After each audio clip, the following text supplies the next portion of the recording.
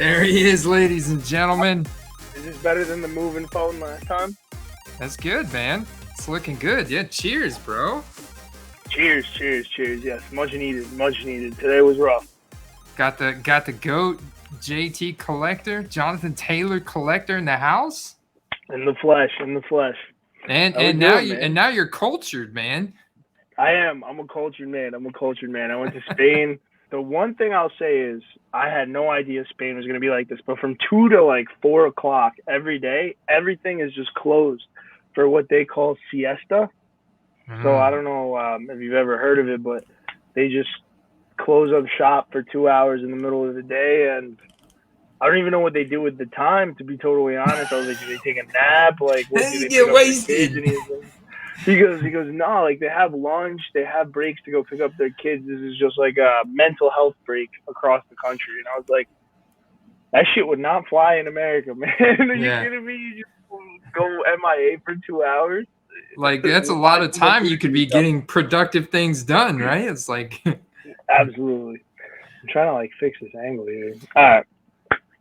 So how you doing, man? Dude? How's I bet you're like in a whole mental whatever. Like 1 week you're making like Prism 2021 videos, the next week the economy is collapsing. Do I sell my collection? Oh my God. I was in Spain and I'm just like reading the headwinds and I'm like, I can only imagine like people in the card community are freaking out equally, if not more so than finance people, right? And like, unfortunately, our market isn't as liquid. So like, you're not going to see that massive drop right away. It's going to take a little bit more time, I think. But I don't know. I'm hopeful that it's all just smoke and mirrors. You know, when was the last time that everyone got a recession right? Oh, yeah. Well, I don't know. Ever? Has anyone ever gotten one right? I don't think so. I mean, if you go back to like the Great Depression, like they had no idea it was coming. You know what I mean? Like usually those type of things, 08, you know, times are great. And then all of a sudden housing market crashes. Like these things usually are like real rapid. I don't feel like you get much of a heads up or people usually know it's coming type thing.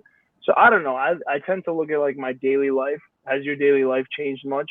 I would say no. For the general person, no. Is gas more expensive? Yes. Are people going to like cut costs here and there?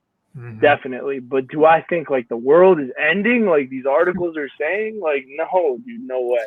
Yeah, no it's very divided. I do get some people that are like, oh, the card market's going to crash, this and that. But then I don't see that transcending over through eBay at all. No. And Carter just went to a card show last weekend. Still a lot of buying and selling.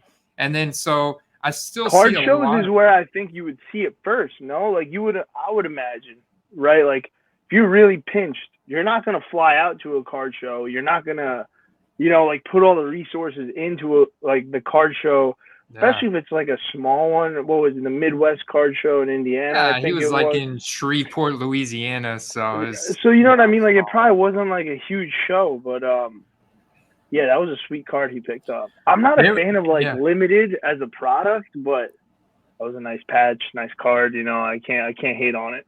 Are you going to the National? I like the Nationals in Atlantic City coming up, I live right? in Jersey, so it's only natural I make my way down there, you know, but I think I would have went if it was anywhere. I'll be quite honest. Like if it was in Texas, I was hoping it would be more out of state. When I got news that it was in New Jersey towards the end of last year, I was pumped because I don't have to like change much of my schedule to go. I just hop in my car, drive 2 hours, boom. We're in New Jersey's version of Vegas, right? So I was definitely pumped for it.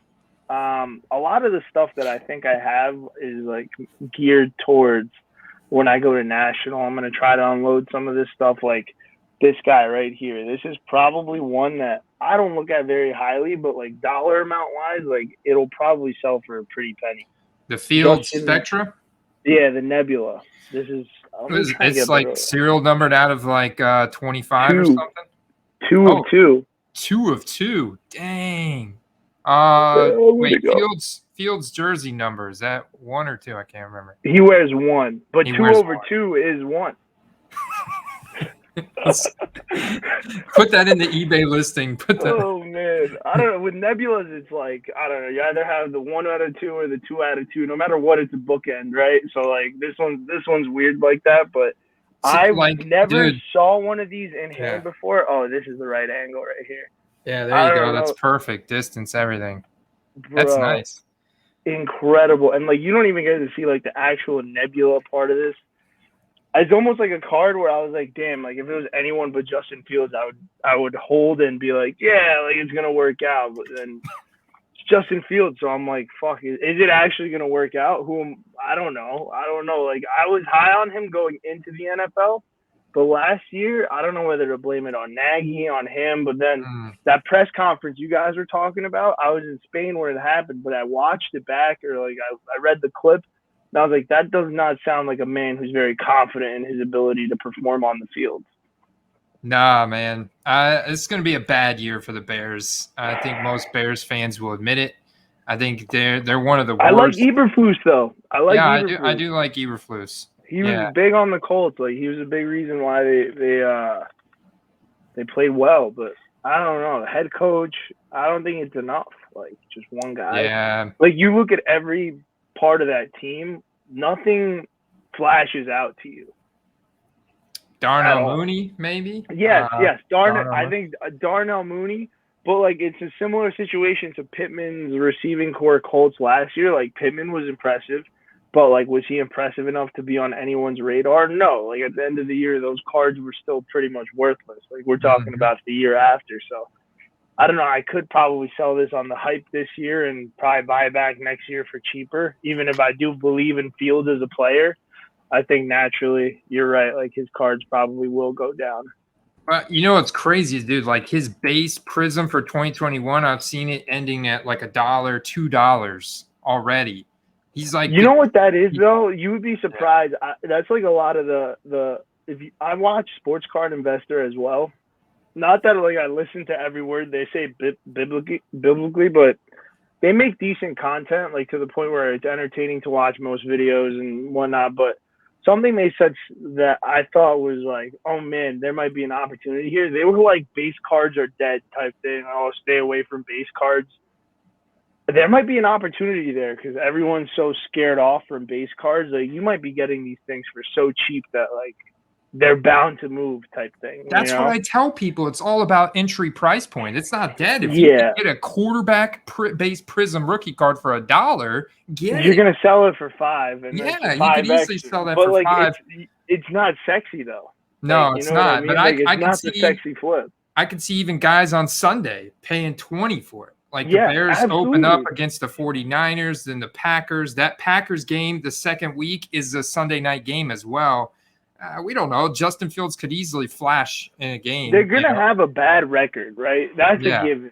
But it's going to be about his stats and how he plays. Like, if he has 300 yards, 3 touchdowns, like 60 rushing yards, and they're 0-4, his card prices are going to be through the roof because the performance is there. The team just sucks, right? Yeah. So, like, and he's so young. And that market is huge, Absolutely. And, like, I don't know. I look at guys like him. I look at Lamar. I look at Kyler, like Jalen Hurts.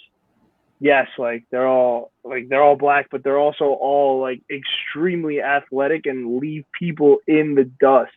So I absolutely think, like, it's a no-brainer. I think that's partially why their cards are so discounted. I don't know, like you notice this trend at all, but, like, what really has I'm like the hype that someone like Davis Mills hasn't done anything. The fact that some of his rookie cards are going higher than Kyler Murray's rookie cards are laughable, in my opinion. It's crazy, man. Davis Mills. It's laughable. It's laughable. Well, he was a 5-star high school recruit, went to Stanford, prestigious college, right? And Fine. And he had that performance against the Patriots. That was it, man. So he showed like, oh, man, this guy can actually throw the ball really good if you give him time back there. I honestly think that game against the Patriots was a fluke. Like, and I'm just going to look at it from a football perspective, right? Bill has the best record against, like, QBs, rookie QBs, right? Like, what happens when the defense is like, oh, like, we're playing Davis Mills-led Texans, and, like, they just They took it easy that week. They're in Houston. Think about that. They're in Houston. Houston is a good time. If I'm on the Patriots and I'm going to play the 2-something Texans in Texas, I'm going out the night before. That's just how we're gonna do it. Because why not? You know what I mean? Like, we're playing the Texans on Sunday. This is a joke. But I imagine it was probably something like that. Don't get me wrong. The kid can sling it. But do you think his rookie prism should be going more than Kyler's? No. I don't think so. No, definitely not more than Kyler's. Definitely not more than Kyler's. No, he's well I think ahead that of might have been. Fields, I think that might have just been like a one-off. It was like on the scariest purchases. I saw like your video, and I was like, Davis Mills is going for how much now? Yeah, I think it was a combination of limited supply. That's like the whole new product hype effect, you know? It's crazy. I never knew it was because I never really gravitate towards the newer product when it drops, because I don't know. I feel like I'm not like you do the same thing. Like, we're not idiots. Like, we're not just gonna be like, hey, just take like my 50% premium while I hold this cardboard and watch it go to like close to zero. Like, I don't know. I picked up like a Jonathan Taylor cracked ice fireworks. That was the only Prism card I picked up. I paid like $25 for it, something like that, but it was 1 out of 99. So I was like, okay, paying like a slight premium because it was the first one out of 99. The only other one that I would imagine is more valuable is 28, or like 99 would probably be like the same value as the one I have. But I saw a couple that sold for like 35, 40, like when it first dropped, and they were like random numbers. I was like, yeah, I'll take for $25. You actually get like a meaningful number. Will it be worth 25? I couldn't tell you. Maybe it'll drop to like $10. Who knows? But it was a card that I felt was okay enough to like take a flyer off. Well, it's not really a flyer because it goes in the PC, but stuff like that. It's kind of like my thinking when I go through some of this stuff. Yeah, well, thanks to you, man. I've been targeting a lot more veteran cards.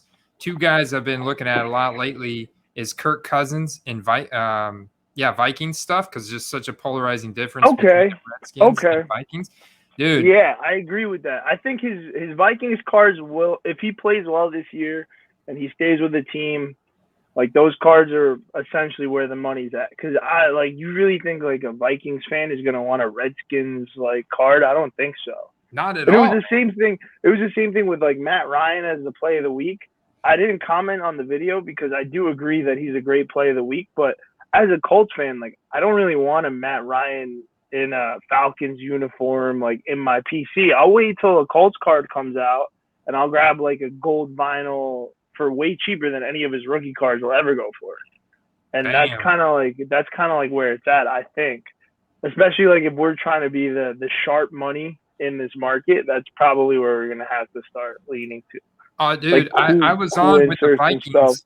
I was on with the Vikings fan last week. A guy that joined our Patreon, Ross, and I was talking to this very thing about him. So I started looking up, found a 2018 Minnesota National Treasures, Kirk Cousins, 25 out of 25. So bookend. And guess value. How much we picked it up for? He picked it up. I found it for him. He got it for $17. Wow, no, I wasn't even gonna get close. I was gonna say like 30 as like my low ball, like trying to hit the number. But you basically got it for half of that. Isn't that insane? Yeah, that's pretty crazy, bro. So, that's pretty. But like, it's because he has I think he's never won a primetime game. That's it, bro. Well, he's never won. It's the playoffs. I think it's the playoffs. No, primetime. He's never won on like Sunday night, Monday Night Football. Look up his record. It is abysmal. Like, him in primetime. And if you think about it, when do people see this guy on TV? They don't watch the 1 o'clock games. I mean, we do, but like they don't. You know, like most average people that buy cards are like, whatever, going to watch the primetime game. And if he pops off, they're going on eBay after a couple beverages and like pulling trigger on a rookie card. And that's totally cool. You know, like, I can't say I haven't done that before. We probably all have. But yeah, like, it's one of those things, I guess. Now you got me looking up Kirk Cousins. Okay, no, Sundays period. I don't know. I guess it pulled up Sundays period. I was looking for Sunday night primetime thing. No, all right, hold on. Let me see if I can find it. I'll drop a link. Kirk Cousins primetime record. It includes Thursday night games. Includes Thursday night games. Primetime record. That can't be right. Thursday night has been more of a struggle for him. But I'm seeing a bunch of like 2-4. completion stats, not necessarily his actual record. I feel like it was like a big ESPN thing where he was like 0-7 in primetime games.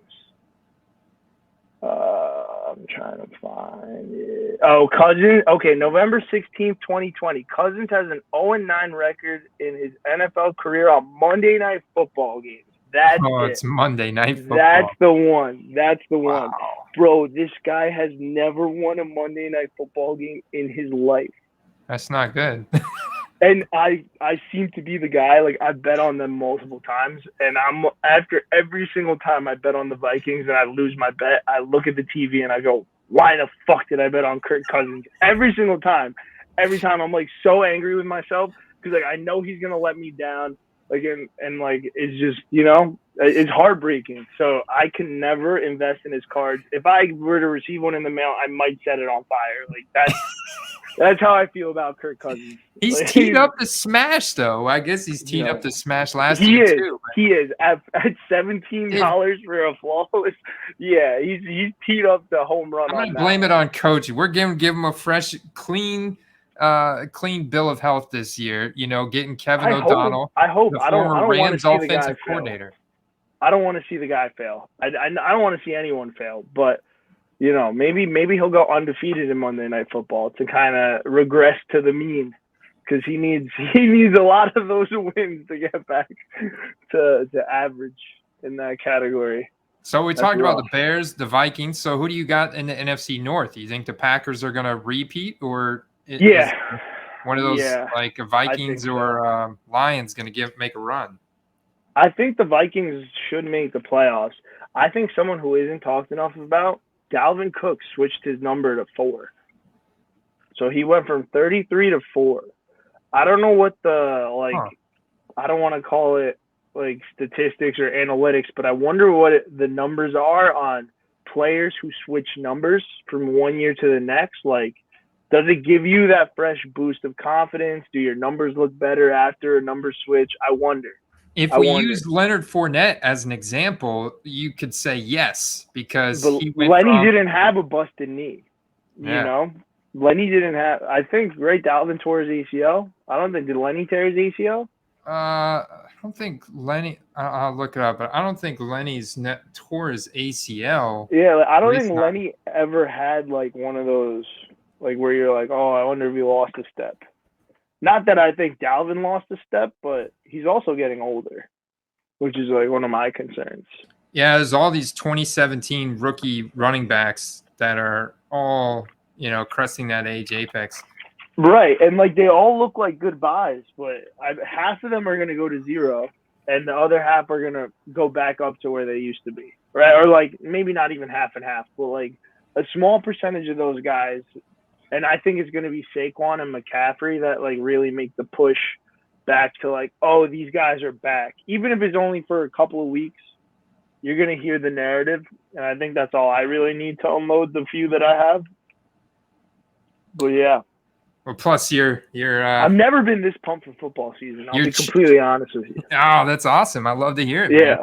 Man. Yeah. Because normally like I'm just like Colts PC oriented. Like you guys got me with like, this is all non-cold stuff, bro. Ooh, like, look at that, man.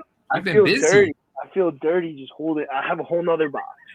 A whole nother box to the right of it. But I feel so dirty. Like, I made this trade with James, and I think it was, like, the most win-win trade ever because these cards must have been sitting on his eBay store for a while, and he probably wanted some new inventory. And I was sick of looking at, like, all these Jonathan Taylor cards, especially, like, some that I'm, like, I have the same card. It's just like a flawless, not a Panini Black. So like, why do I need the Panini Black? So it was like, all right, let's mix it up a little bit. He sent me CD Lamb's rookie selection gold, but bookend 1 out of 10. Ooh. And the kicker with this card is that it matches another CD Lamb card I have that I plan on. If I sell it, I'm selling the two together. This one is the Midnight RPA. Yeah, this is the angle we were looking for earlier. Oh, nice. Is that a Panini Black? No, this is National Treasures, the Midnight. Oh, okay. I'm trying to like. Oh, there we go. Oh, there it is. 1 out of 20. That's nice. So, like, I don't know. I'm a big serial number guy. So I figure whoever the Dallas Cowboys fan will be will probably appreciate the fact that they get 1 out of 10 and 1 out of 20 together. Heck so yeah, stuff like that is kind of what I was been preparing for. But yeah, we made like a blockbuster trade. Got my Russell Wilson. It's an 8.5, but I'm like considering almost cracking it and just selling it raw because it might do better. Oh yeah, I think so. I think he should because the card looks great. It'd probably look gem mint raw. I think so. The centering is incredible. I'm just wondering, like, oh, man. There's a massive dot right by his balls. Kurt's card care. Kurt's card care. I don't know if it'll fix that. I've gotten so good at eyeballing some of these cards and just being like, yeah, like, his stuff will get rid of that. No, like, that's too in there. Like, I think I've gotten a good gauge on that stuff. But, yeah, dude, tell me, what have you been up to? I was out roaming around Barcelona. You were up to your neck in content, and should I sell all my cards? Yeah, content. Yeah, I just like make sure I cover all the topics, everything. Rankings. I'm working on like I've earmarked my favorite 50 wide receivers out of the top 174 in the league. So I'm putting an article out on that. I wrote. Who's your top 5? Who's my top 5? I would say. Don't give me the order because I'm gonna read the article. Oh, okay. Like don't give you the order of my top 5. Just give you my top 5. All right, or you could give it to me in order. I'll probably still read the article. I just wanted to keep the excitement level high, but I could see that it's going to be a problem. You can just read it top to bottom. That's fine. I'll say one of them has got PC value to me. Chris Godwin, Mike Evans, like just with Brady back and Chris Godwin being injured for the first. No Gronk. Yeah. I think that's the huge selling point here. Dude, but I don't buy that for a second. I'm not buying it, man. When do you think he's coming back, though? You think it's going to be like as soon as training camp ends, he's like, I'm back, bitches. Yeah, preseason, like mid-August. Like mid-August.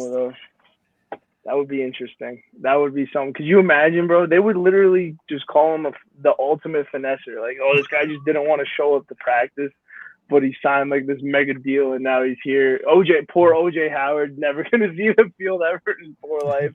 He's like, God damn it, just when you think I was going to be on the starting lineup, like Gronk shows back up. He's going to sign like an incentive-based deal. Brady's going to throw him 100 touchdowns. Like, that's how it goes. We actually let OJ Howard go. OJ Howard's on Buffalo now. Oh, I completely forgot about that. Yeah. Wait, so who is it? Just Cameron Brate, or he's gone Cameron too? Brate, and we drafted a guy, Cade Cotton.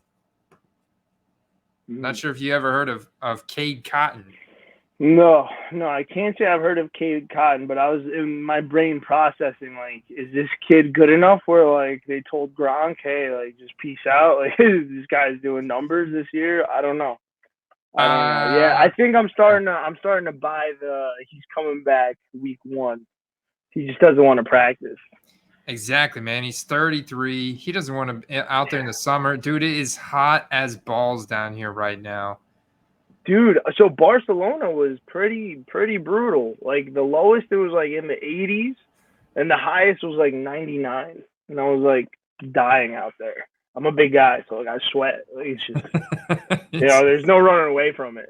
so and it was, like, beating down sweat. I was just like, dude, these people don't believe in AC. Like, I don't know what's wrong with these. Like, dude, you would literally walk into, like, a restaurant or a store, and I was willing to buy anything for a second of AC. And I like walk into this place, and there's nothing, no AC. And then it's like, well, now I feel like an asshole if I don't buy like this like €1 water bottle, so I could at least stay hydrated in this heat. So it was just, yeah. But the things we do to sightsee, you know. Damn, yeah. At least it cooled down. Like, it was pretty nice. It was like 70s to 80s at night. Still way hotter than you'd like, but better than, I guess, you know. Humid 90s. It's a heat wave, man. There's a global heat wave going on right now. Yeah, it was pretty crazy. I come home though, and it's like I land from the airport, and I'm in like shorts and a t-shirt because that's all the clothes I had left. I walk out, it's like 65 degrees outside in New Jersey, and I'm like, what is going on right now, dude? Like, I'm outside shivering. People think I'm like homeless. I'm like, no, I just came back from Barcelona. I thought it was June out here, not December. Just shivering in my boots. But what are you gonna do? Oh, yeah. Man. And JFK, dude. Oh my God. If you ever have a choice, I don't know if you're flying in for the Nationals, fly into Newark. Do not fly into JFK. Yeah.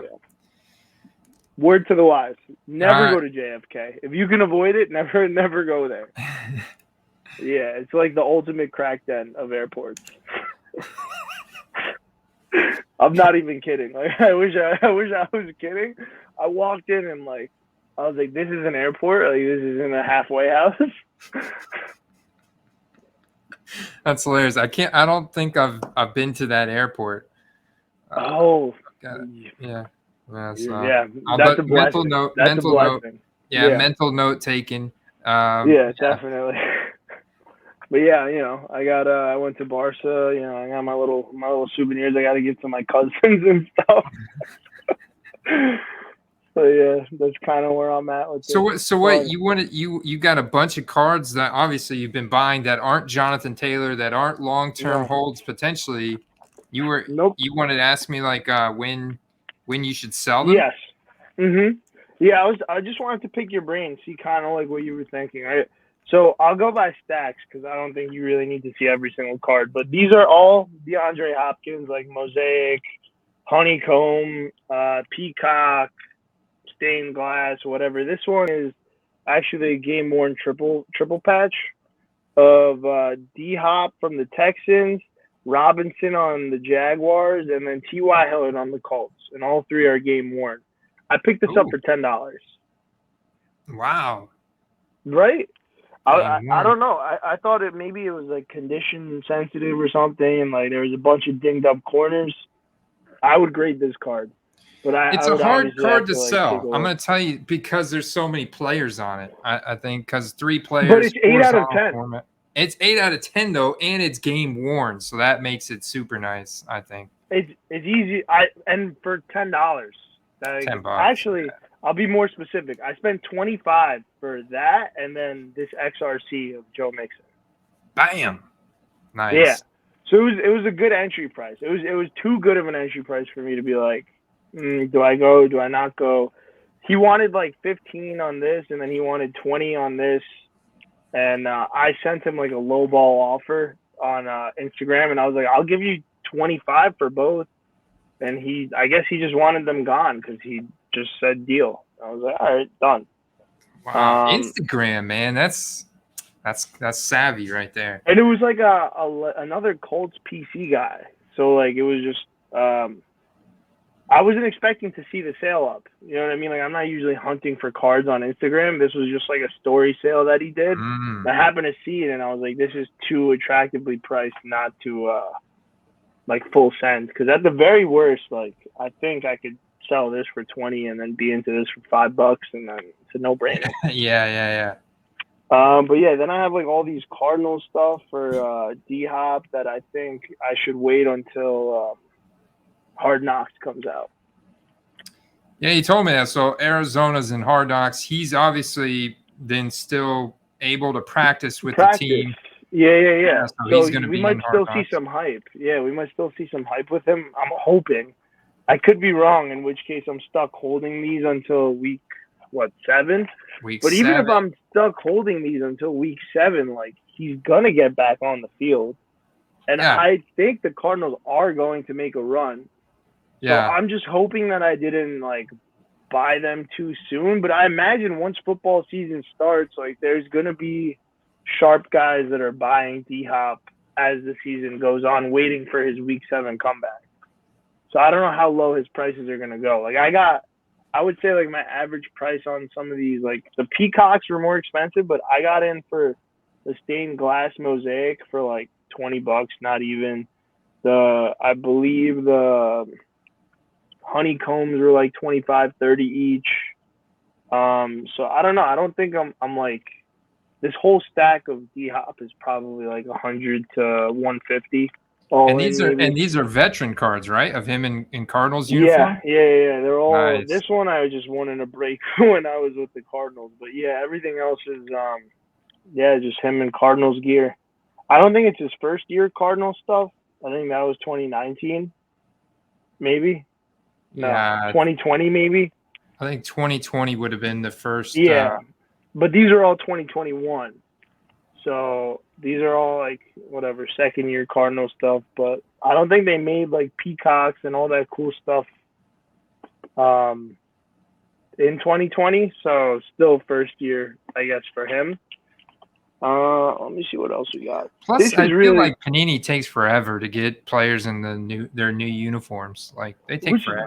Does that make sense to you at all though? Because like I can go on Instagram. I go on Google right now, images, and I'll find you 10 really good pictures of him in Cardinals gear. Already photoshopped. Like already like ready to just, all you gotta do is like put the little crop thing, go in a little circle around like his silhouette, and boom, like D-Hop on a card. I don't know. I feel like these people make it so hard. The Prism thing, you made a great point. Who was that no-name guy that had like the ball being caught over the Prism logo? Like it was Frank Darby. Frank Darby gets on the cool ass picture, and Jamar coolest card in Prism. Coolest card in Prism. Absolute no name. I feel like they like split the names up. It was like D through whatever goes to this person, and A through C, like whatever, goes to this person. And so like Chase was stuck with the worst Photoshopper on earth, and then D through F went to this guy who was like an absolute genius on the keyboard or something. I have no idea. There was that was a mess. I like shed a little tear almost when I saw Jamar's. I was like, damn, bro, that's a travesty. It almost makes it like you wonder why certain cards are like flagship to certain players. I wouldn't be surprised if like design has a lot to do with it. Like I would definitely say that Prism is not Jamar's most flattering card, right? So is that going to be like his flagship? Probably not. Like whoever is a true Jamar Chase collector is going to find the coolest rookie card out there design wise, find the shortest print version of that, and that's going to be like that flagship card for them. The one that'll spike the highest, the quickest. Yeah, like I'm trying to think off the top of my head. I think Mosaic was beautiful for Jamar, no? Well, now I got to go look it up, Shant. Yeah, damn, I did that to you. All right, while you're looking it up. I never even gave you my top 5 wide receivers either. No, dude, look at us. Look at us going, dude. We're like children. We don't even stay on topic for more than 2 minutes. We could never do an episode. Everyone would leave the chat before we even get to the second topic. They'd have a hard time keeping up, wouldn't they? It would be like, next up. It'd be like, wait, actually. Jamar. Oh, dude, I'm gonna send you this card. That's pretty nice. I like his. He's got the one photo that's terrible. It's just as bad as the Prism, but then he's got the other one where he's like cutting sideways, which I think looks really good. Like he just broke off of a spin move. This is coming to you. I'm sending this to your crib. Oh, okay. Oh, wait. Hold on. What? It's got to go on your wall. What? No way. Yeah, it's yours. Oh my God! Thank you, bro. Absolutely. Wow, Shaq Barrett with the cleat impressions. Yeah. Look, this card was bound to end up on your wall eventually. Might as well make it sooner than later. Let's go. Yeah, dude. I got a spot for it. Yeah, awesome. I'm gonna have to find him and get him to autograph it. Now we're talking. Now that's a quest. A realistic one. I could probably get. Damn, dude, this box is actually a lot more disappointing than I thought. I have like a bunch of JT cards in here, and I'm like, I'm not selling these. Yeah, that goes back in there. So these are some of the other ones. Oh shit! Yeah, see, this is what I'm talking about. Look, that's the good one. But then this one is not good in my opinion. No, that one is whatever. Yeah, it's like it still looks better than the Prism one. Yeah, it looks better than the Prism. Totally cold-hearted, honest. Like I would rather see him doing like a half-ass jog with a football than whatever the hell this is, or I don't even know what was going on in that picture. Was it a jug machine? Like was it warm-up? Yeah, look at that. I know it's terrible. He's not even in like a true catching motion. That is a warm-up shot if I've ever seen one. That's terrible. Yeah, it's like like a warm-up shot, like a kid's throwing him the football, and he's like just catching it like, like on high school, like on the sidelines, they have like QB1, wide receiver 1, and then QB2, wide receiver 2, and the kid just like, and the guy catches it, pretends like he's in a game. Yeah. That's where they got that shot from. Incredible. That's so pathetic. Leave it to Panini, man. They're checking out with a bang. They're like, you know what? How little of a fuck can we give before we just give away Fanatics the entire card industry? Crazy. You're right, man. So this is probably one of the cards I was gonna like more nervous about, right? So like I got into this one pretty cheap. AJ Brown, National Treasures, beautiful looking acetate finish, all that. Yeah. Well, it's not in the Eagles uni, and I don't know how desirable this card really is. Aside from like the hype from when it first came out, like aside from like a hardcore AJ Brown collector, who really, I don't know, cares much for this? Is it cool? Yes, but how cool? Cool enough to spend $50 on? No rookie card. So. He's him, and then I think this one, Bo Jackson, same thing. Just Legends cards, I guess. Oh, is it dual-sided? Oh, no, it's not dual-sided. You just have two. I got you. I have more than two, bro. I love the National Treasures acetate cards. Like, this is a midnight one for Eckler. Though I'm not as worried about this one because he doesn't have a lot of cards in general. I don't know. Like, if you Google, like, if you eBay search Austin Eckler, his cards are, like, far and few between. Yeah. Let alone, like, cool-looking ones, I guess. So, I don't know. It's kind of the boat. Yeah, I mean, the AJ Brown hype is real right now. And I think he's going to – I mean, he could continue to appreciate throughout the season as well, man. You think about it, dude. Oh, absolutely. But I wonder, will it appreciate, like, more – are people going to be hunting for him in Eagles gear, which I guess won't come out for another year, so they're kind of shit out of luck, right? Yeah. That's the thing. Yeah, I honestly don't think we're going to see any of the guys, the big team changes until next summer at the earliest. Okay, so I have a follow-up to that then. All right. What if, like, you went out and made custom cards with, like, you wait till game 1 or something, there's a couple of pictures of him in Eagles gear. You get someone who's, like, really good. Like, the girl that made my Jonathan Taylor, the Sunrise whatever, she does amazing work. Like, you could actually get one that looks like a mosaic on the front, and it could be him in an Eagles uniform. You would have, like, the first print out of everybody. That's crazy, man. It's a custom card, but if you think about it, like, it'll be more valuable than probably any of the other stuff out there. I guarantee you that would sell in a heartbeat at the right price. Like I need to learn how to make custom cards, bro. You know, 40, I need to learn how to make custom cards. Yeah. Yeah, like easy 40, 50. I bet you if you put it up for a 7-day auction, it would probably end closer to 100. Just because someone will reach for that thing. Someone who has money, who's an Eagles fan, will be like, I want that card. I'll pay $100 for it. Even if they know that it's not worth anything and I can print another copy out tomorrow, they'll still just do it because it's a sick-looking card or whatever. You got the only A.J. Brown in Eagles uniform card. Yeah, I mean, I don't, but it's concept an eBay one of one. Yeah. Yeah. So, like, you know, it's interesting if you really think about it.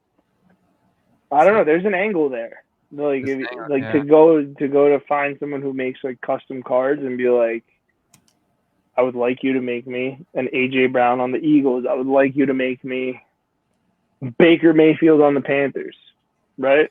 I could probably list that for sale right now before the trade even happens, and some speculator will buy it. That's true, man. That is so true. That's an interesting market sector because that's something Panini does really bad at. Even like the draft guys, like why don't they do this for more guys at the draft? They go the Panini Instant, where they're holding up the you're right. Where they're holding up the jersey, or they get them at the rookie premiere of signing event. Like they did get Kenny Pickett. That's a good question, bro. But the Breece Hall is Breece Hall in his college uniform.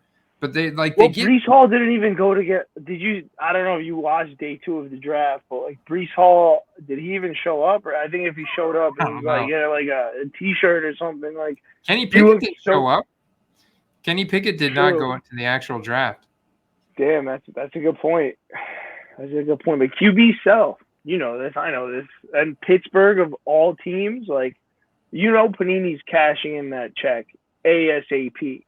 Like even if let's say like they don't get around to printing 2022 Prism or whatever, like let's just say the printer goes broke and they can't get out the next year's rookie class, I guess before Fanatics takes over in 2023. Let's just say like they missed the boat and they don't get to print those cards in time. They at least got to cash in on the Panini Instant,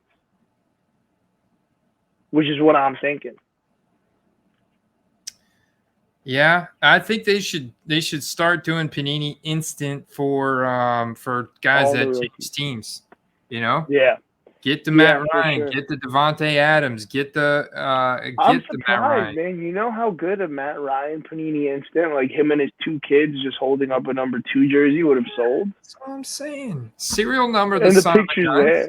Yeah, serial number, the son of a guns. Make 1,000 of them, and that's it. Serial number them. Incredible. I don't know. We should run Panini. We'd make a killing. Yeah, dude. I'd seriously scale this thing back. That's for sure. Yeah.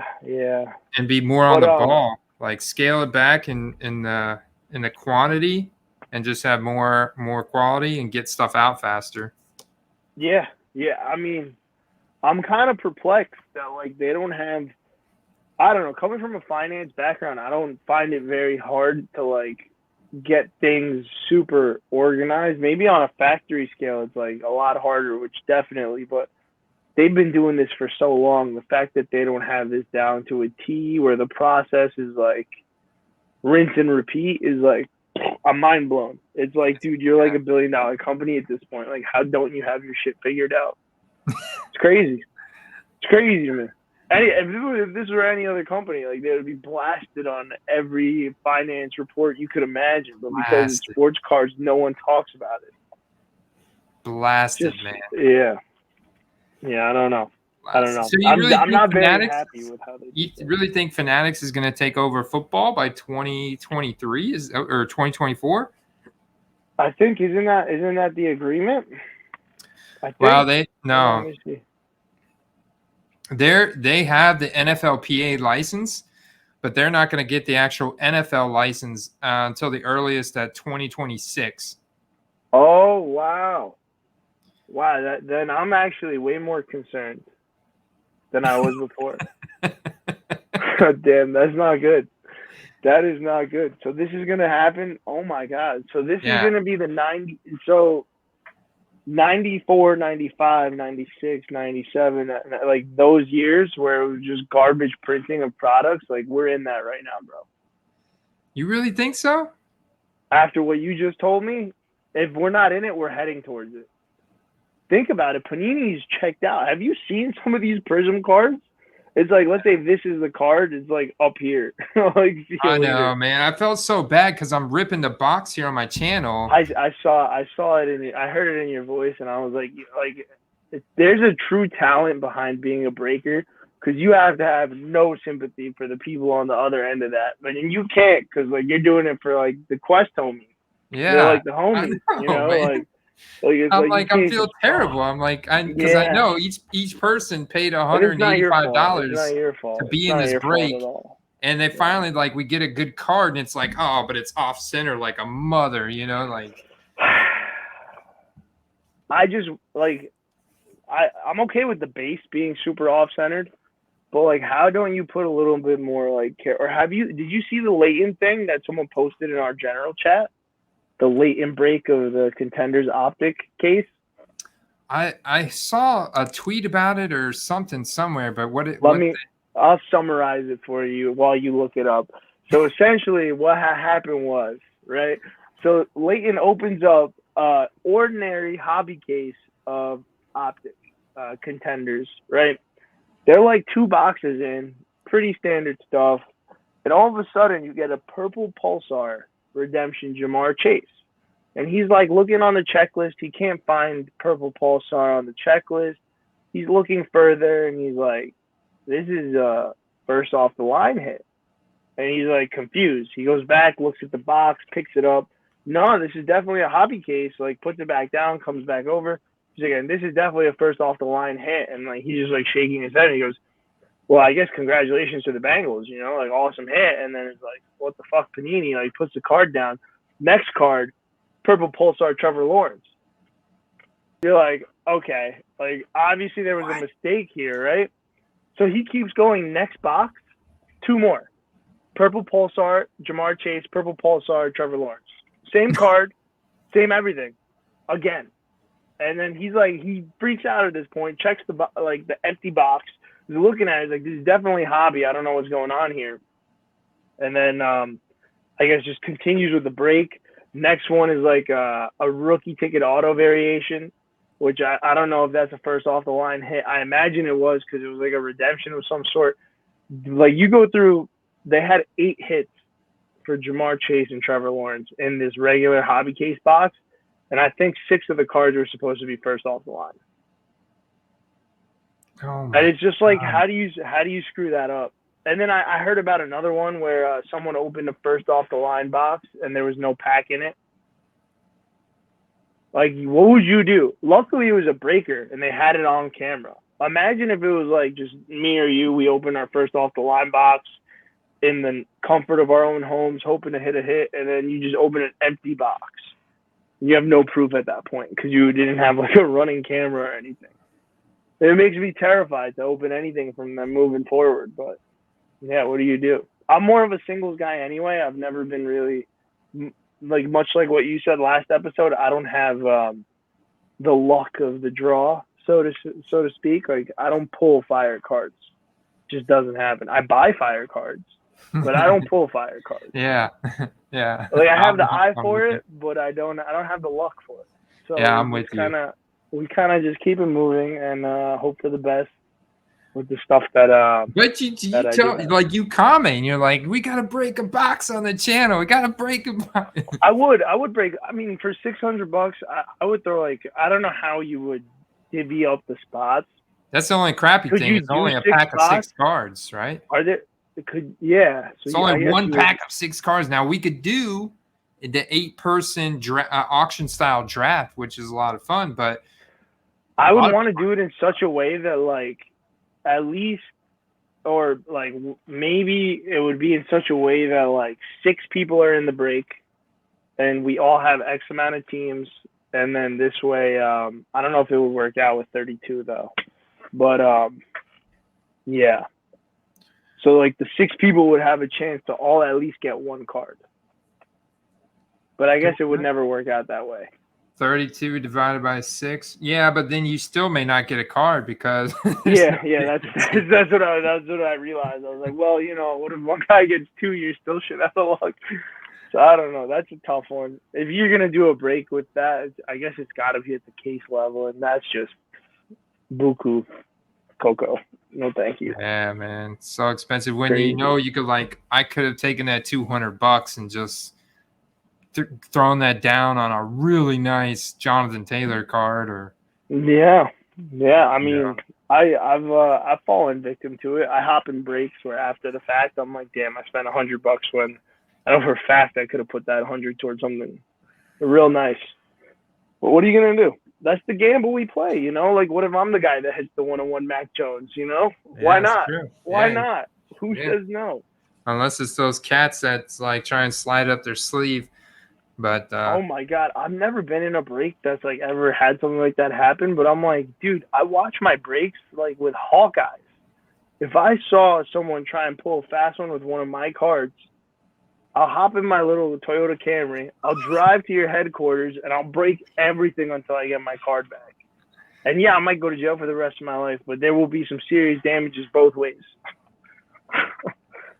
So, you're not going down without a fight. No, absolutely not. When the cops show up, I'll tell them, these motherfuckers have my Trevor Lawrence, bro. I'm not leaving without it. But, excuse me, sir. What do you mean they have your Trevor Lawrence? You don't understand, I officer. pull up the YouTube video. Look at this sleight of hand, bro. He had... I don't know. This is a 1 out of 1 Trevor Lawrence, officer. I'll break you off $5,000. You help me get it back. Yeah, I bet you it's more than you're getting paid to arrest me right now.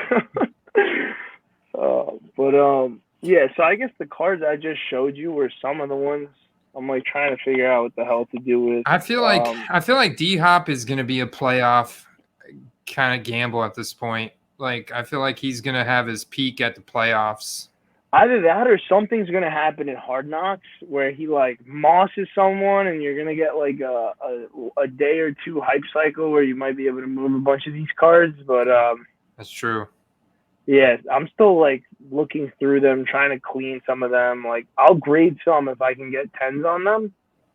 If not, though, like one of them, I don't know how I missed it, but like the middle of the card just has like a hollow bleed through kind of a thing. Where it's like missing some of the print and you just see like the hollow bleeding through.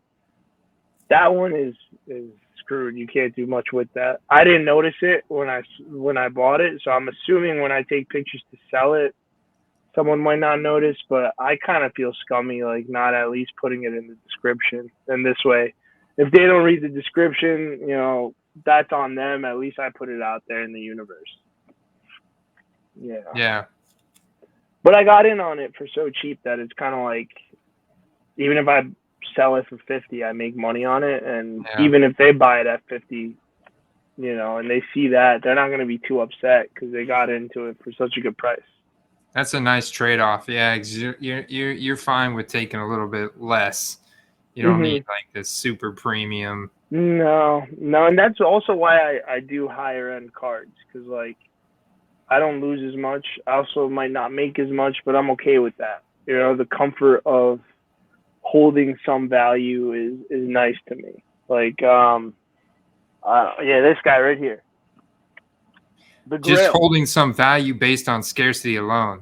Oh, yeah, I saw like AJ Dillon commented back and said, I can't even get 12 to sign my stuff. Sign my own cards. And I was like, damn, bro, why don't you remind him who he needs to pass block for him, you know? And I guess he didn't like that one very much because he'll get fired if he doesn't. Yeah, he's probably like, I can't do that to Rogers. But.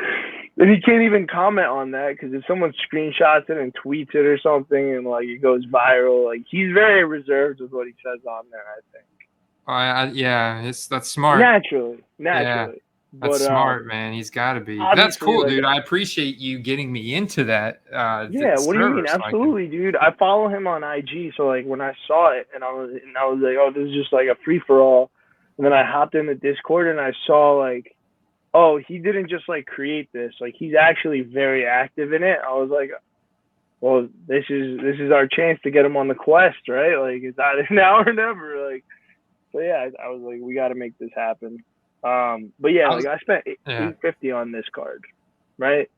I don't think I would ever lose money on it, because I see one that's out of 35 on eBay right now for $1,000. It has like 23 watchers, so it'll probably sell eventually. And he doesn't have a best offer or anything like that, so yeah. And then I saw the PSA 10 version of the out of 35. This is 15. It's not even 35. This one's 14 out of 15, which is like even cooler, I think, because the 35 is just like it's not even like holographic gold or anything. It just looks like a gold foil, kind of like a standard, like a flawless out of 99. Like you ever see how like those don't have any shine to it? Mm-hmm. It's kind of like that. So, yeah, I saw a PSA 10 of the out of 35, same card, 2-color patch, and they're all game used, but PSA 10 was up for 5K, and I was talking to Caladesi about it, and I was like, if I had 5K lying around, I would buy that because it's a pop one, and I'll bet you my life that it stays a pop one forever because I have a bunch of exquisite cards, very condition sensitive, and at this point, if there isn't another PSA 10, there won't be one. Wow. Yeah, guaranteed. So 5K for a pop one, PSA 10, like that's crazy to me. Rogers rookie game used. That is already an out of 35 card. So really, like you already have the scarcity built in, game used built in, and now PSA 10 premium naturally built into it. Boom. You saw it? Saw what? The Aaron Rodgers? Wait, the card you held. You're talking about the Upper Deck Exquisite, right? Yeah. Yeah.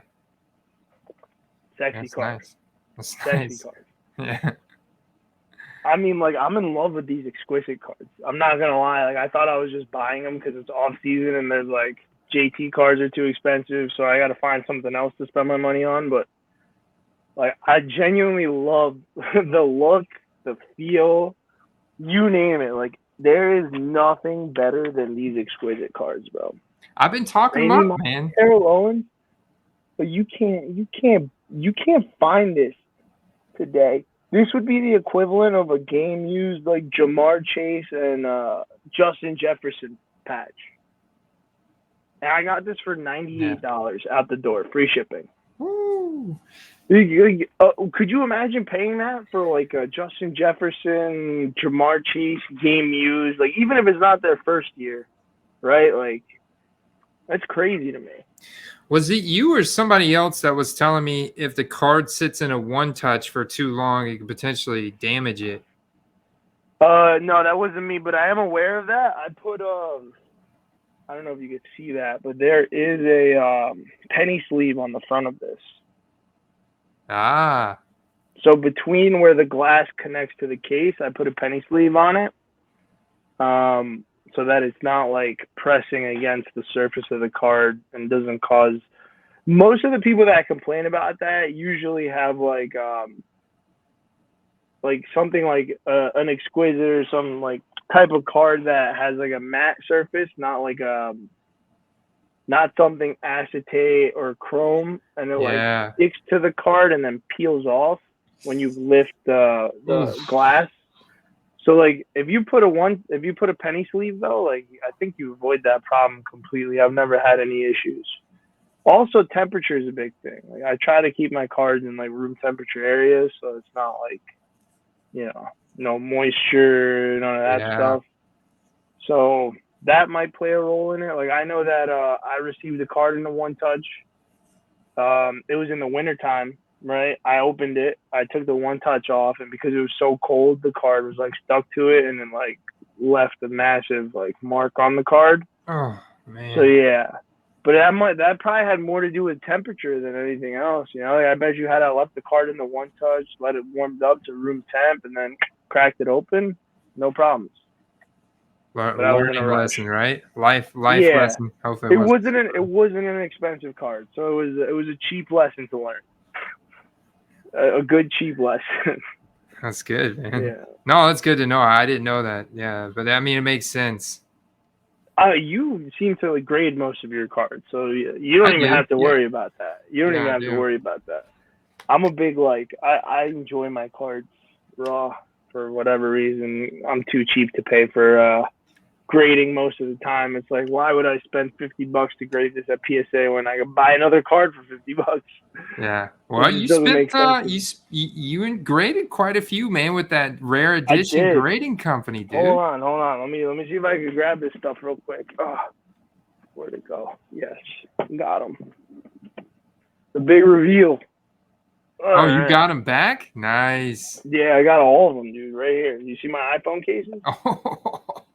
Dude, those are sick slabs, like super thick. Yeah, it is like an iPhone case. Wow, 8.5. Damn. They're tough too, aren't they? And they gave a 9 on an auto that came from Panini, like as if I went and I got this card signed myself with a bunch of pricks. But yeah, I mean, I respect the fact that they're brutally honest. Like, I think that just says something. You know what I mean? Like, they don't care that I'm a new customer. They don't care anything. Did they give you a portal or something that shows you why you got that grade? Quad grade. Yes, I can pull up the grading. Let me send you the grading report on this. Let me see. So they'll tell you what was wrong with it to everything knock it down. Oh, that's cool. Yeah. So this card, and they have scans, right? So corners on this one got a 9. There was light damage, and then a missing area. I'm looking at this under some bright lights right now. Yeah, the bottom left corner is a bit dinged, I guess, now that they mention it. And enough to get a 9, yeah. 1 out of 8 corners. That'll probably do it, right? Mm-hmm. So then, here, let me drop this in the chat real quick. I don't know if you'll be able to click into that. You might need an account with Rare Edition, but like edges, they'll say light damage, centering. They don't really give an explanation for centering, but I don't know. I feel like these rookie ticket autos are kind of tough. I don't really know where the centering starts and ends. The surface, light scratch. That I remember seeing when I sent this in. I was hoping that would be the only issue, though. Yeah. Light scratch. And it's not even really a scratch, more so than like print lines on the back, which you definitely won't be able to see from there. But yeah, they're there. And Kurtz did not get those off. But what are you going to do? Some cards aren't fixable. Yeah, I don't know. Most of the cards I sent to them, if not all of them, were all like PC items anyway. So 8, 5, 9, I'm like not terribly upset with this grade. Oh, dude. If this went to PSA, I bet you would have gotten a 9. This grading report is so in-depth, man. In-depth. Very in-depth. Oh, my God. And that's not even the best one. Hold on. I'll send you each one like one by one as I so then the next one we got the Origins. This was the highest grade of the lot. I'll copy wow. this. Now this one they gave the auto a 10.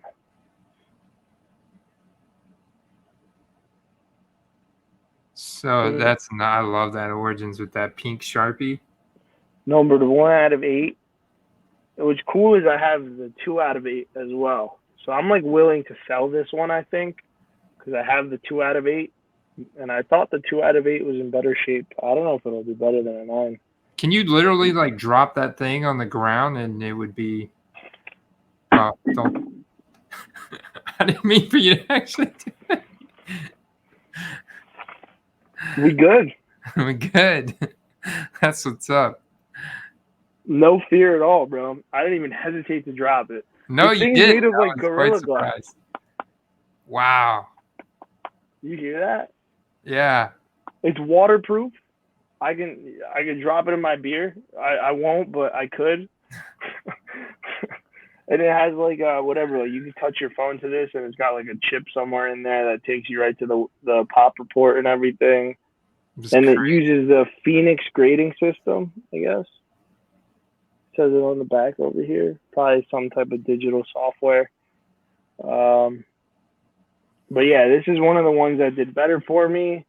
I got 9 on the edges and centering, and then 9.5 on everything else.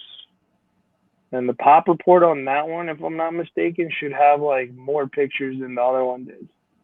Yeah, like if you look at damn, where'd it go? I guess not. Weird. I could have sworn they had like for the edges.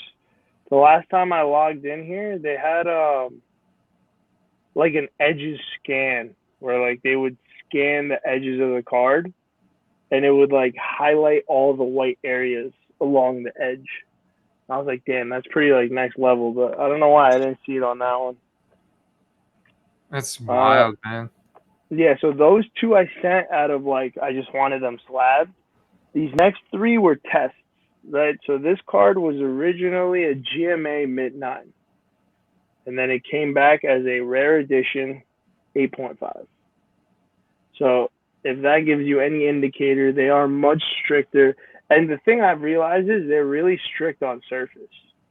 And I don't know why that might be, but they seem to be extremely strict with like the surface, like a print line, even if it seems to be like a common trend on like other cards of the same kind, they'll ding you for it. So I don't know if that's good or bad. I guess it depends on who you ask. The next one I got for you here is PSA 9, and that actually stayed a 9. It was the only one that stayed a 9. And I think the only reason it did was because of the centering. The centering was a 10. Oh. Which I'm surprised, because PSA is usually super lenient on centering. So if anything, I was expecting the centering to be like the one that I got a 9 on and everything else to be a little bit better. But surface got an 8.5, so that kind of kept me from getting anything good there. But yeah, very, I don't know, it's just a pretty looking slab. Like, even without the rubber on top, like now it really looks like an iPhone. I was going to ask, yeah, so it is a rubber little, like outside little rubber edge. Nice. What is the what's the side look like now? Like, wow, yeah, that does look like an iPhone. Like, that's cool. I love these slabs, dude. I'm obsessed with it. Like, I was like, even if the cards don't resell for much more, like I was like, do I personally care? Like, if my JT card doesn't sell for more? No. I love the slabs on these things. So what sucks is I don't think they take anything more than a 50-point, 55-point card right now, which is like kind of lame. But yeah, this one was the most disappointed one for me. I should have just left this one alone, brother. I should have. I didn't. So SGC 9 turned into a near mint 8 from rare. And the part that hurts the most is that they gave everything a 9, 9.5, 9, and then a 7 on the surface. Oh, wow. I was nervous when I sent this one in. I won't lie to you, because when I looked at it under the microscope, like there's a huge scratch under his right knee, right there. And then on the back, there's like a print line going like right across like that. And no matter how much I cleaned this thing, it did not go away. And I was just hoping that maybe they would like overlook it while grading a bunch of cards or something. But these guys, they don't have enough volume to be overlooking stuff. Yeah. So like they're analyzing everything under a microscope, and they got me good on that one. Unfortunately, raked you over the coals, bro. They did, but the Jonathan Taylor 1 out of 8 auto, I won on eBay for $300, maybe $350 for that auto card, the pink one. So now that it's in a 9 with an auto 10, I do think this card is probably more in the 500 to 600 range, just given with how scarce it is and what I've seen other Origin cards sell for slabbed up. The only issue that I have is I can't crack and resub any of these because it is Gorilla Glass. It's kind of hard to crack open, apparently. So we're stuck with these. Plus, I mean, it's not cheap to get cards graded with them, right? I mean, it was like $30 a card. It's cheaper than bad. PSA, but it's not it's not CSG prices where it's like if I like send something in for $12 and I'm not happy with it, 100% I'm just gonna crack that bitch open and sell it raw, right? Yeah. With these, it's a little bit more complex. I might just have to like eat the L on it and sell it for what I bought it raw or whatever, and kind of figure it out from there. These aren't going anywhere, so it is what it is. But I will have a lot more due diligence going into like the next group of stuff I submit. That's all that this taught me. It also showed me that like grading is a coin toss. Realistically, I sent in 3 9s. Granted, they weren't the same card, which is probably where I screwed up in the scientific method of all this. Was like I probably should have sent like a GMA 9 of like a silver Jonathan Taylor, PSA 9 Jonathan Taylor, and then an SGC 9. Same card, Jonathan Taylor, Same all card. 3. Yeah. I didn't do that. I sent 3 different cards, different thicknesses. Like, the only 2 that lined up were the SGC and the PSA. They were both optic hollow previews. One was just a short print out of 125, and the other was a silver hollow. But they were both 9s originally. One came back an 8, the other came back a 9. So I basically just wasted $30 grading the other one. But the one that came back an 8, I'm like, who's wrong here? You know, because like the rare is strict. Like, is SGC more like holistic grading, where like they're like, oh bro, like this card got 9.5, 9.59, and then there's a couple scratches on the surface, but the overall eye appeal of this, I would give it a 9, and so they give it a 9. Like, is that what happens, or is it more like these guys I know for a fact probably do like math, and then it's like you can't get 1 point higher than your lowest grade, and then they send you on your merry way. Mm-hmm. But I wonder if there's more to it with like the whole eye appeal of the card. Does it look good enough where it's like, yeah, I noticed all these flaws, but like, looks great. And it's like, okay, well then give it a 9. I don't know. It's very confusing to me. So ultimately, it's like a coin toss. Yeah, basically. That's what it's boiling down. The card looks good to you, like, and you're looking at all 4 criteria, and it to your naked eye it grades a 10. You might as well send it in because it's a coin toss. Yeah, I 100% agree with you on that one. But it took, I don't know, I was never really big into grading, so like this was kind of the eye opener for me. Yeah, what are you gonna do? But I guess I'll show you what's left on the ones that I'm like perplexed about. Like, what do I do with these cards?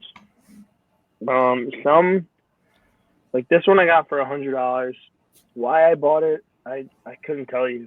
It just looked really cool. 101. Flash. Yeah, 101 Eric Dickerson Luminance Flash 2021 Luminance. It's a cool card. It's a 101, but I don't know how many people collect Eric Dickerson. I bring this up because I don't know if you follow the Pivot, the podcast, the Pivot with like Fred Taylor and like Ryan Clark from ESPN and Channing Crowder and like all these old NFL players that have this podcast. I should. Called the Pivot. It's funny, and they recently had like Cam Newton on there. They just had Eric Dickerson on there 2 days ago, but I was wondering if that was like newsworthy enough press to list the card. Like, how often is he gonna go on TV and do interviews? Like, never. He's still a borderline Hall of Famer, you know. No, he is a Hall of Famer. Eric Dickerson. Yeah. Greatest show on turf, baby. Oh yeah. Yeah. I mean, I've seen him on 30 for 30. I've seen him on NFL documentaries, like top 100 players of all time. He was a badass. Yeah. He used to wear those goggles. You never see him again. He puts the goggles on, you'll never see him again. It's game over. Game over. But yeah, man. Yeah, look, dude. This guy, dude, are you kidding me? If I lined up against this guy, I'd fucking shit my pants. Yeah.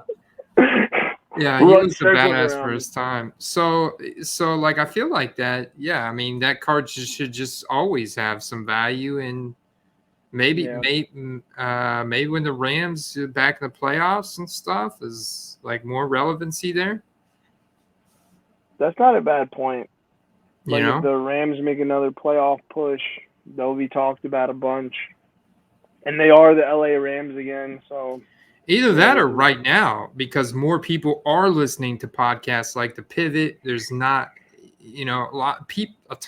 I mean, dude, there's so much like NFL related media being consumed right now because there's not actually any NFL contests being played. Yeah, games, practices, preseasons, like you're right. Training camp hasn't even started yet. Like, I definitely think I should. I definitely think I should list it. Yeah, I think you should list it right now. At the worst case, it won't sell, and I'll just keep it in the PC like that was the original plan. But I don't know. Like, I bought it. I was like kind of looking at everything I have in more of a nutshell kind of a thing. And I was like, what belongs, what doesn't belong. That was the one that kind of stood out where I was like, $100, probably could have put it somewhere better.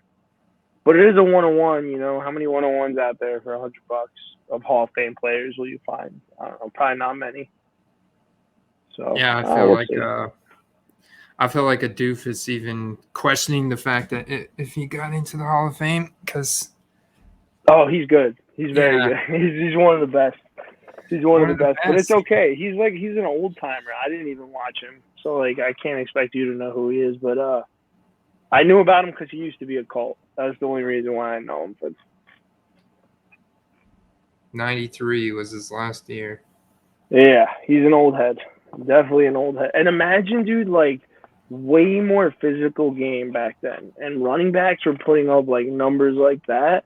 I feel like history tends to repeat itself. It's only a matter of time before we start going back to like the running back era. It's going to become such a pass-heavy league that like eventually they're like, well, there's an advantage to controlling the game and having the other QB sit on the sideline. So let's just run it 40 times. And eventually that's going to become a theme again, I think. You're right, man. No, I could see that. I think it's just got we've got the talent's the running back talent pool has got to increase and maybe this is the year that it does, because there are a lot of rookie running back prospects that look solid that have entered the NFL.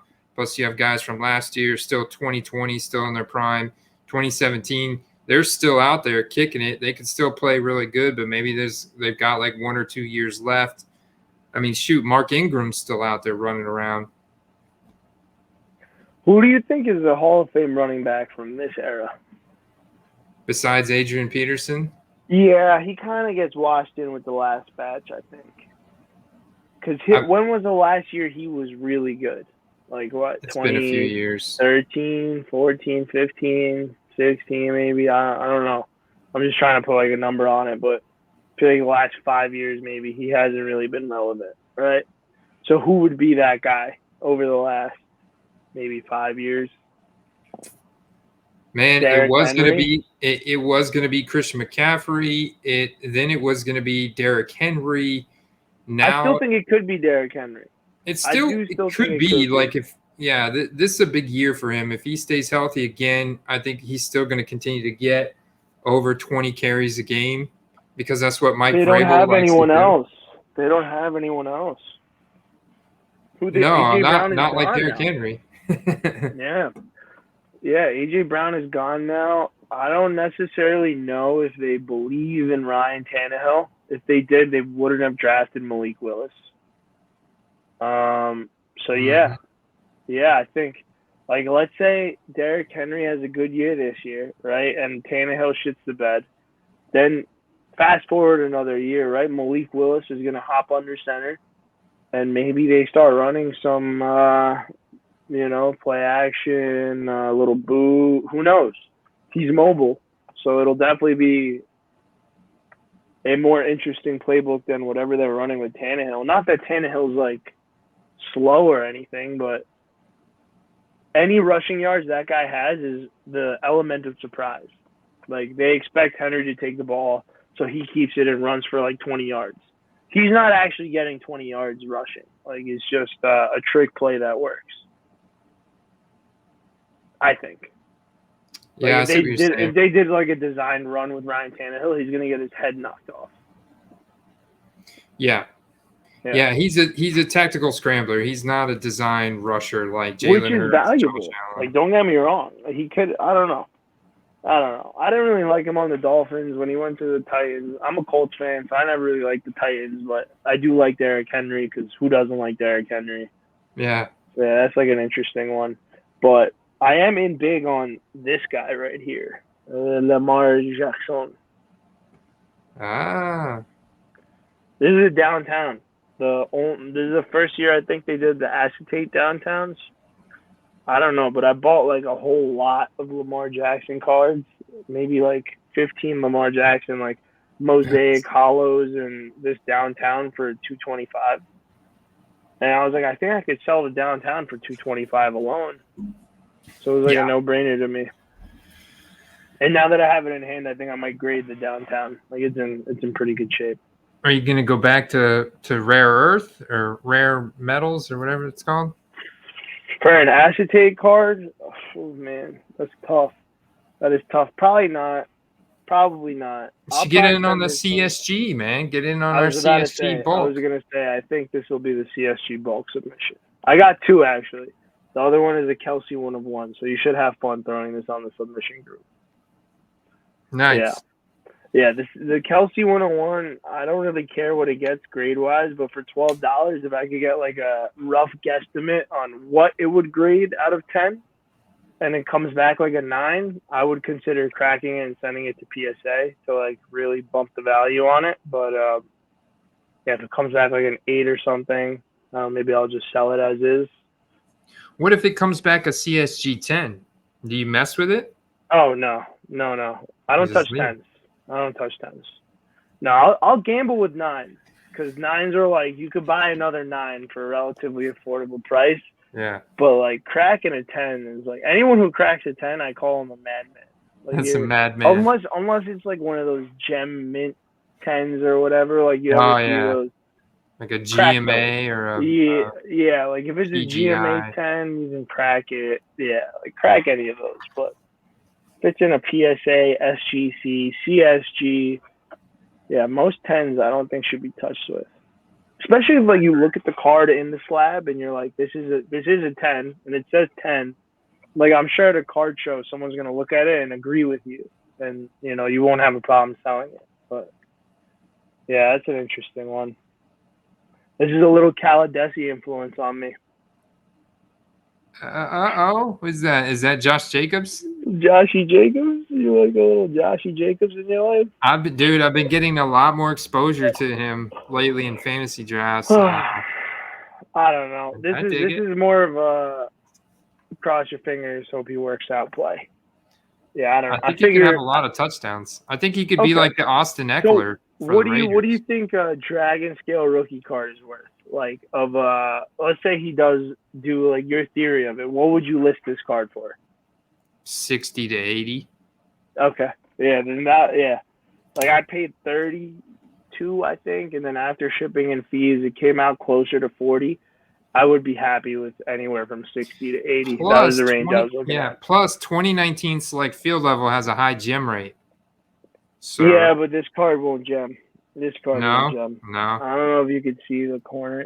No, definitely not. But the bottom two, these 2 bottom corners have minor whitening on them that I'm like, fuck. Like, if those weren't there, gem. Yeah, flip it raw, right? I'll try and play with the like Kurt's card tool has like an edge thing, like this rubber edge thing where like if you drag and pull against the edge of the card, I fixed a couple of edges that looked dinged and they came back to like flat, and I was like, wow, magician's work. But it doesn't work with all of them. So I don't know if it looks like it's actually dinged, I won't touch it, but it might just be from how he put it in the penny sleeve, like where it like lifts up a little bit. That might be able to get fixed. But yeah, this is like the first year I've actually had like exposure to so many players that I'm having a hard time keeping track of it, if that makes any sense. Because like, look, I have like this card, one JJ Watt card, like another Travis Kelce card, but like these are all stuff that I don't know. Like I don't keep tabs on the value every day. Like with JT, it's easy. You look up Jonathan Taylor auto. You filter for completed, sold. You get a general idea of how his stuff is selling that day, right? I don't get that with all these other guys. It's kind of like I just have to hope that it works out. And when I check the value of the card, I have to hope it's up. That's like kind of where I'm at with all this. Yeah. I think you guys are like the way you guys have it all set up. Like I don't know. I'm impressed more than anything. Well, I appreciate that, man. It's a lot of work. Like you could easily spend 30 minutes to an hour looking at one player's sold activity. And it's like, I just went through one player and I really wanted to go through 100 or 200. Yeah. I can see that becoming like a little problematic for sure. And I don't even know how you guys like handle that kind of stuff, but Well, what's his? I guess you just tackle it one player at a time, right? Like, Yeah. what else? What else do you do? Like, Yeah, you tackle it one player at a time. That's the best way to do it. And Dave, like in terms of for graded cards, that web app that David Jaritos in our Discord built is yeah, fire, it's man. incredible. It's incredible. It's It's incredible. incredible. I don't have many graded cards though. That is my Yeah, biggest issue. I Right? don't Like either. I've been like a big raw buyer. Always have been. Probably But always will be. when you see the volume of a certain player's graded card spike, that's like a signal. That's like a flag, a red alert to say, To sell. yeah, that okay, his graded cards are flying off the shelf. There's hype here. And then that's a signal to go look on eBay and type in their raw cards and see how those are selling. It just kind of like leads you down that path, gives you direction of where to look. Yeah. You know? I think you have a point. And I mentioned earlier in the general chat, I think, like I was talking to maybe Carter and a couple other people, and I think David Hunter actually about patch cards in general. David got lucky. He was buying patch cards from like 2002 to 2012, I think. Like that was the decade he picked. Those are all game used, so he kind of lucked out, right? Like I have this card, which is a Jalen Waddle Origins sick patch, 75 out of 75, but it's not from any game or event, you know. And like, should it be $100 card? I think so. Like if he breaks out, it should be $100 card. But because it's like non-affiliated patch, someone just cut up a jersey, threw it in here. I don't even know if I'll make my money back on it because like the market on those cards is just non-existent, I guess. No, you're absolutely right, man. Yeah. It's not. It is what it is. That one was a hard lesson. Now I think I paid like $40 for that card, so whatever. It's not like the end of the world, but definitely one that I was hoping to double up on that I don't think I will. If it was autographed, now all of a sudden it is. It's wild how much the autographed is worth. And you know what's crazy? After like the discussions we've had about how like autos, they can always sign more cards. Like I don't value autos as much anymore, personally. Like I still love autos, but I don't value them nearly as much as I thought I used to. Because of what you said, you're like, all it takes is seeing this guy once and have him sign your card, and that's it. Granted, it's a lot easier said than done. But I guess if you really put your time and effort into hunting this guy down, like you'll probably find him. You can probably get it signed. Like it's not impossible, right? But like getting his game used jersey, now that's impossible. Yeah. Yeah. So that's kind of like the road I guess I'm traveling down now. That's probably where I'll be parking my money in the future. Is just game used Hall of Famer cards. That's where it's at. Boom. I think so. And Jonathan Taylor. yeah. I actually. Oh man, I gotta stop with him. Honestly, I just gotta wait until the hype on him dies down. Like, I gotta wait until Javonte Williams has like a 400-yard game or something, and then everyone forgets about JT, and then I come scooping them all up. But well, the crazy thing is JT's season last year, when you compare it to all seasons historically, was nothing. One of the best.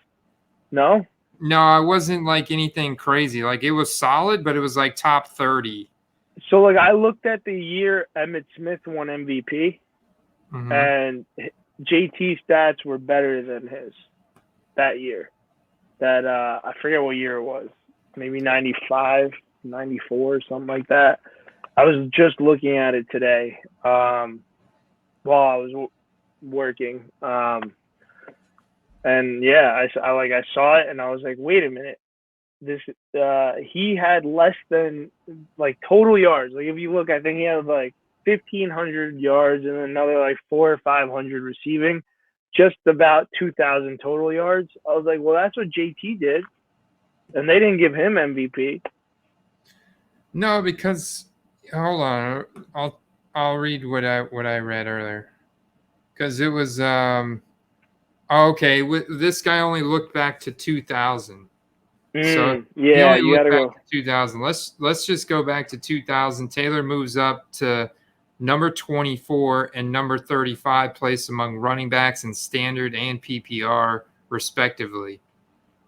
Oh, this is fantasy-wise. Okay. Yeah, I guess I was looking at it from fantasy perspective. I mean, that shouldn't change much of what we're looking at. As long as like the metrics are consistent, point scoring is consistent. Yeah, it was points per game. Change.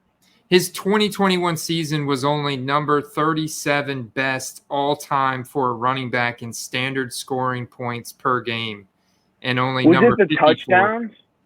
Was it the touchdowns that was lacking? Because like the yards were out of this world. Yeah. So let's see. It has to be like I'll have to go look at Pro Football Reference. You can see there with the approximate values of Jonathan Taylor.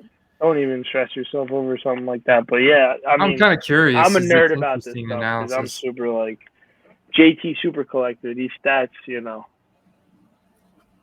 my heart right there, dude. I think it does eventually. I think it does shift back in the favor of running backs because, I mean, we're coming off a Super Bowl where a wide receiver got Super Bowl MVP. You had, Deebo Samuel kind of create a new role for himself last year. You had Kupp do what he did. You had Jamar Chase do what he did, proving everybody wrong, drafting him number 5 overall instead of an offensive lineman. So it's like this whole thing. There is definitely like you look at the first round of fantasy drafts this year, you're more likely to see Kupp, Chase, Jefferson go before Derrick Henry, Christian McCaffrey, everybody except for Jonathan Taylor, really, in one QB formats. You'll even see Travis Kelce going in the first round, and then you'll see. That's bonkers to me because I don't think the premium that Travis Kelce's getting is worth the money, unless it's in our. Yeah, no, because our league you get 1 point, you get an extra half point for tight ends. That is not the case in most leagues. No, and as much as like the statistic I threw out at you, where over the last 5 years he was the best receiver, yes, but that was on a team that had Tyreek Hill, very short, Byron Pringle, not that good, Mecole Hardman, fast but not that good of a pure receiver. Now they have Juju, I think is a good receiver, Marquez Valdez-Scantling, deep threat, great receiver, and then now you also have Kelce. So will his numbers look more robust? Will he regress? Only time will tell. If I had to take a guess, I'm probably going to lean on the side of slight regression. Really? The Kelsmeister. I think he's going to have an even better. I think he's going to have his career best year. I might be speaking from a place of like I drafted Marquez Valdez-Scantling in a couple of leagues, and I'm like, he's going to roll out. I think he's going to have some spike games, but Kelce has the chemistry with Mahomes. He's a critical part of Mahomes' game plan, and he's a go-to. Third and goal. Who's getting the ball? Kelce. Yeah. He's like him and Mahomes are like finish each other's sentences. Yeah. Kind of thing. And for sure. And they don't. Mahomes just doesn't have the chemistry with anybody else, and Mecole Hardman's never produced more, than 500-600 yards in a season. He's just never broken out, and he's gotten plenty of opportunities. He's just never been like a consistent guy, And I think Juju. It's funny you say that. I've been a big Mecole Hardman guy, like the last couple of years, where he was like his rookie year. I took him in a couple of 12-team leagues, thinking like, oh, this kid's fast as shit. Like he's gonna be a big part of the offense. He had a couple blow-up games. The next year, I took him again. A little bit more inconsistent. Like I wouldn't touch him in anything this year. Like the whole he's in for an increased role. I don't buy it one bit. Why the hell would they sign MVS and Juju if he was so great? No, and the thing is, he didn't do it in college either. If you look at his college numbers, he didn't do it in college, and he hasn't done it in the NFL. He's an athletic receiver that's super fast. But I wouldn't touch his cards. No. Yeah, not for me.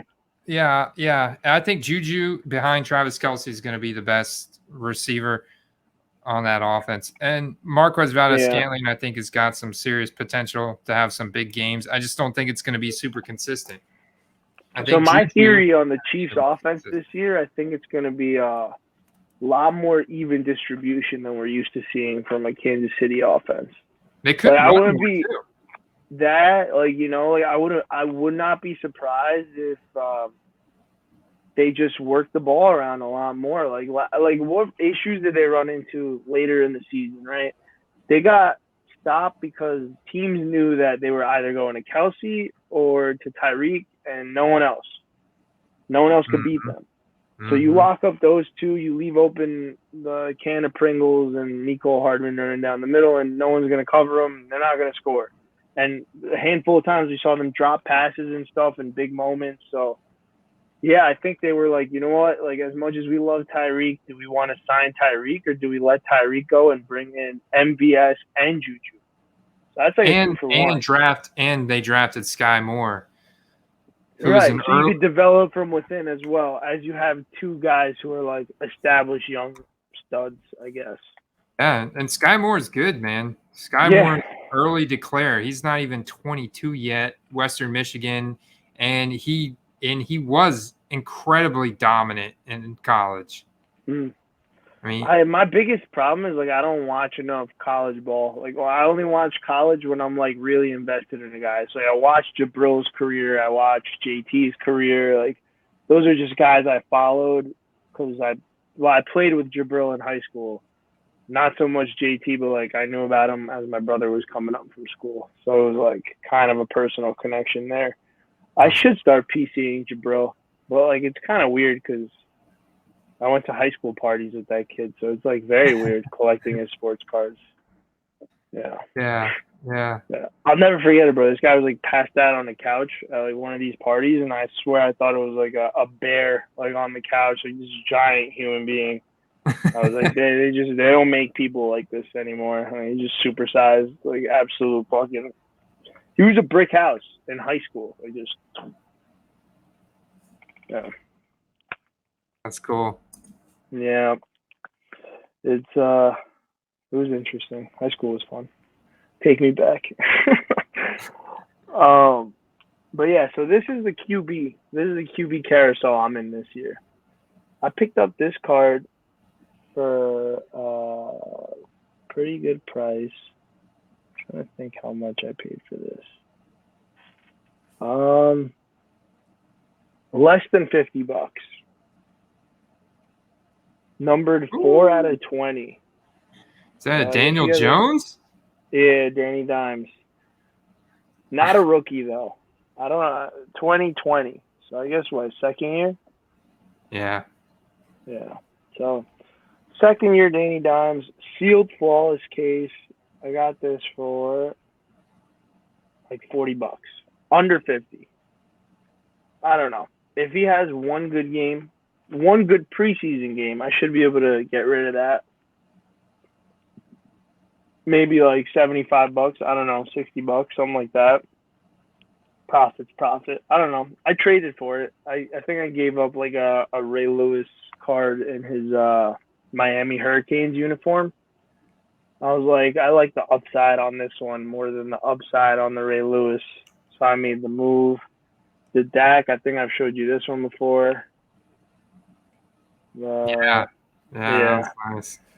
This is the Dak card I'm in for. Hopefully he works out. The Jalen Hurts, which I'm in the red for already. Man, that's nice. I just saw one of these sell for $400. I still feel that's undervalued. I thought so, because the guy had it up for $550 or best offer, and I paid after fees and everything like close to $550 for this one. So I was sitting there and I was like tempted, like, do I get a second one of these? Do I not? And then I sat there and I was like, nah, I don't really give a shit about the Eagles like that. Like, if it works out, great. If not, like, I'm just in the hole for X dollars. That's it. I don't want to double down on Jalen Hurts like that. But this is one I picked up before Carter was talking about Kyler and everything. So I felt like I was ahead of the curve on this one. This isn't a rookie, though. Same with the Hurts. I don't care that it's not a rookie because I got it for way less than any of his rookie cards, and it's numbered 2 out of 5. Wow. So like super short print, insert card, absolutely beautiful. I'll take this over any of his rookies all day, every day, twice on Sunday. And so I paid, I think it was like between $400 and $500 for that card. And then, I saw the one Carter bought for, I think it was $300 with some extras thrown in there. And I was like, damn, like that's a good. I wanted to ask him like in the comments. I was like, would you rather own a like out of 50 rookie card RPA, but the patch isn't from any specific game or event, or would you rather own like a second or third year card, super short print, like out of 10, out of 5, has an on-card auto, and it's like a cool insert design? Like, which would you rather have? And I have like, this is Panini Black. Another one is limited. So Panini Black, better product, right? But I would say they're probably, in the same realm-ish. Panini Black, very condition sensitive, limited, probably not like everyone's most sought-after product. But, yeah, I don't know. What would you take? I mean, historically, I've gone with the rookie card. Yeah. Yeah, but now with your newfound veteran bias. I know. I go with the black. I think I'd go with the black out of 5 autograph, to be honest with you. On-card autograph out of 5 with a better design, vertical format, cleaner looking card. That was the big thing for me, right? So it was like, if I looked for a vertical on-card auto of Kyler Murray, like I'm not finding one for less than $1,000. Yeah. So the fact that I got this for half off because it was like a second-year card or whatever, I'm all for it. The next closest one you'll find listed, I think, is like number 3 or 4 out of 5, and it's up for like $1,200 right now. I'm not paying that. I don't think maybe someone will eventually, but like that's like the ask price.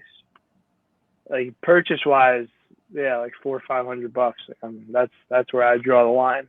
But I also love the midnight signatures. Like I'm partial to that set just because like the JT ones and everything, but it's a beautiful looking card. I think Panini home run with that one.